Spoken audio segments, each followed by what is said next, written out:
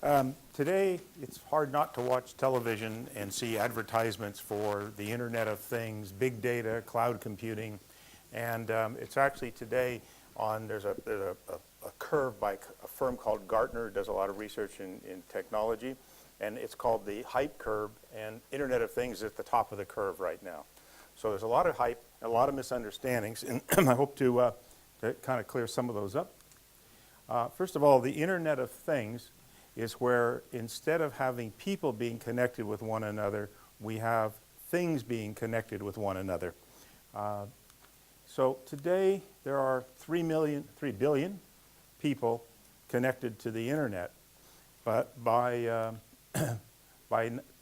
just in 5 years it'll be 50 million things. And so that's a huge increase of things that are communicating with each other across the Internet. Now, they call this M to M, machine to machine.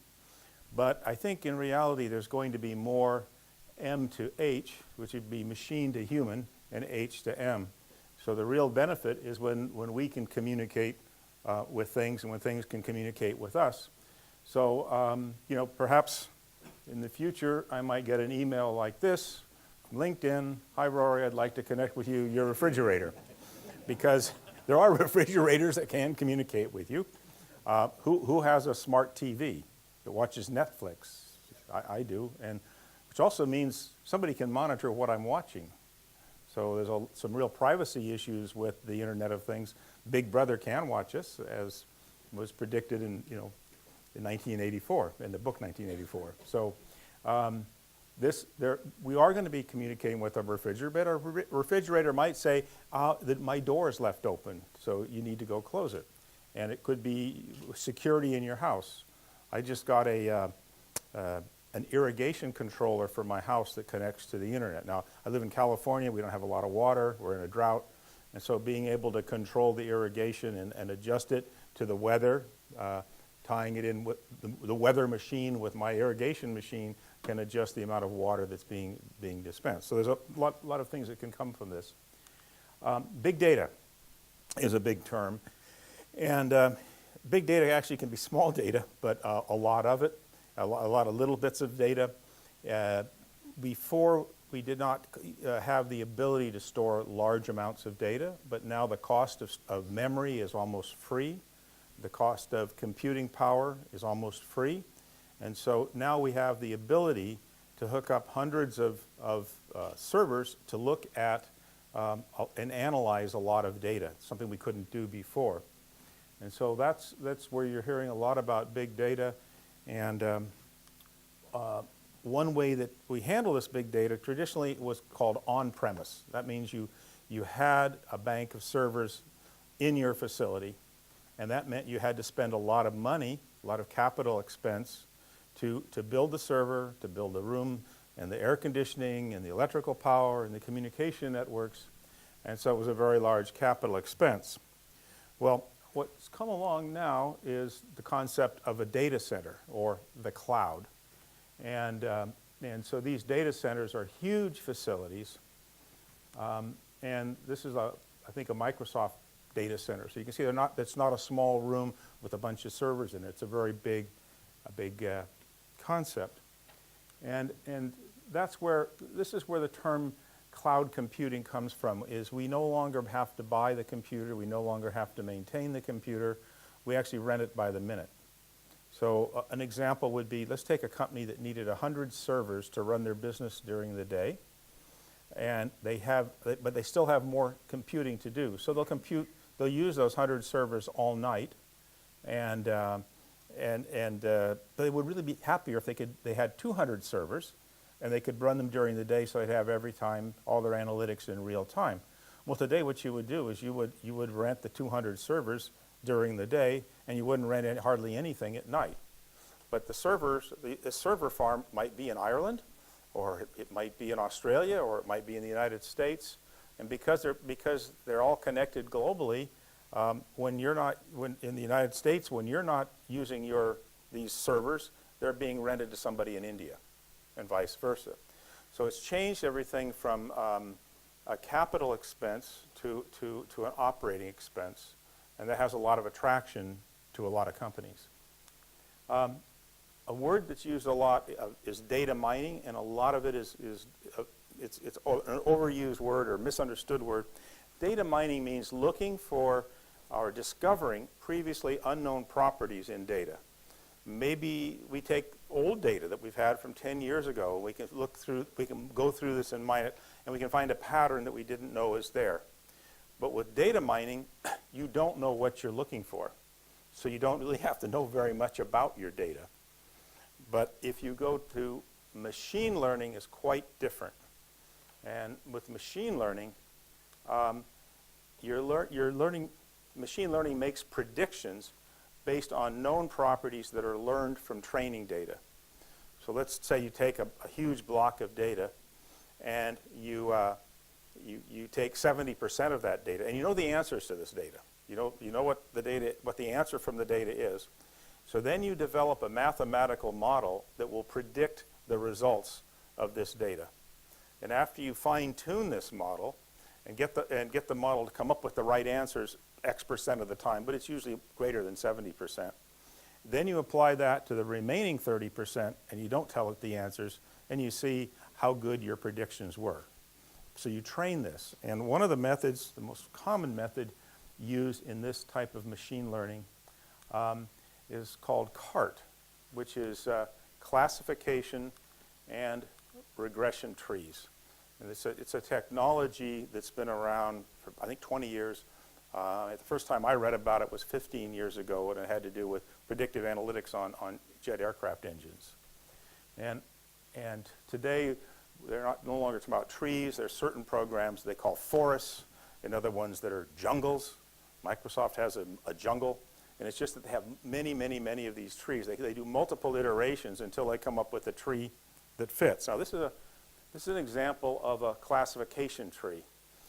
It doesn't really look much like a tree, but if you turn it upside down now, it kind of does look like a tree. And the point of this is that they refer to these as leaves. And with a classification tree, the leaves have names or strings, whereas in a regression tree, they're numeric values. And what they're trying to, let's go make this look more like an untree. If you see what they're doing here is they're saying, okay, we've got a basket of fruit, and we're trying to classify it. So you can first classify it by color. If it's the color green, then is the color, what the size of it? Is it big? Then it's probably a watermelon. If it's medium, it's a green apple. And if it's small, it's a grape.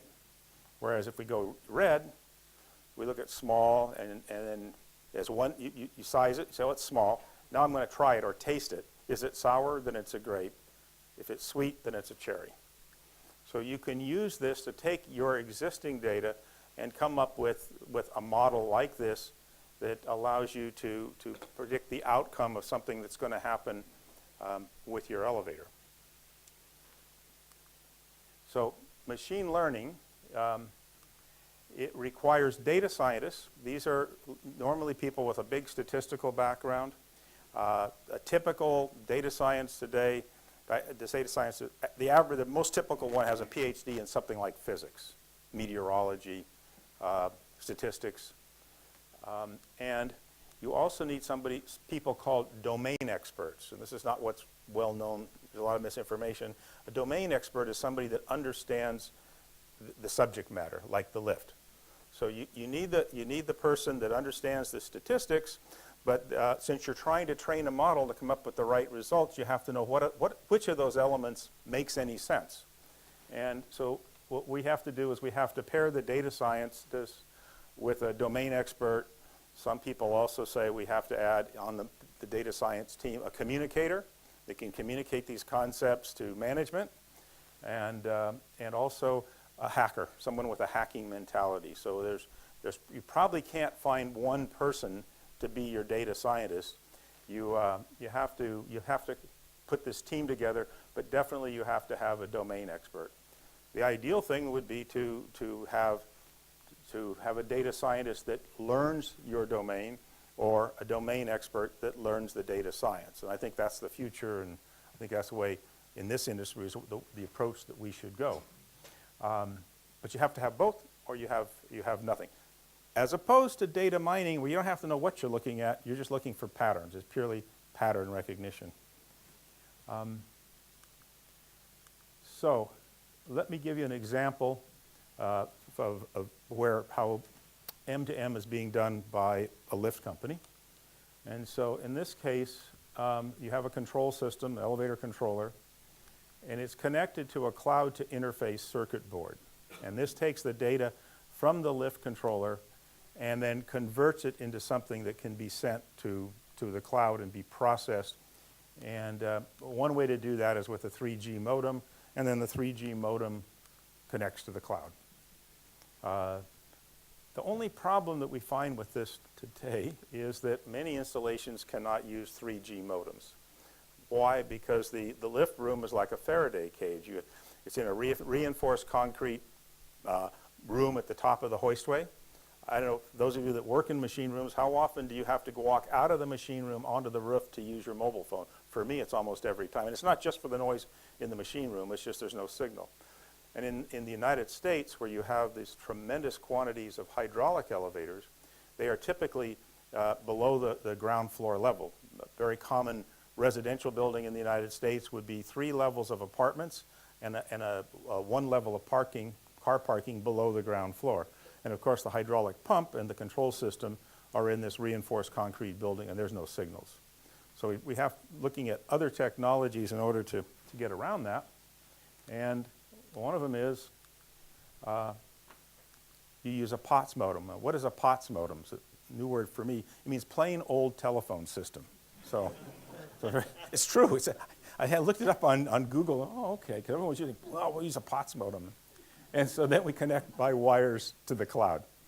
Now, the negative of this is that you have very low throughput, and you have very low, and you have the quality is not always there. But so you can make your data model small enough to make it work.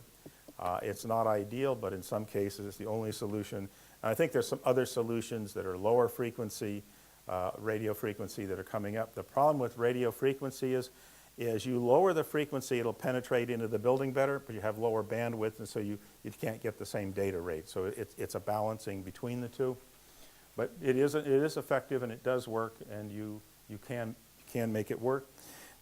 What I've been showing here are existing control systems, but if you were to have a new control system, you could actually build this right in at no cost.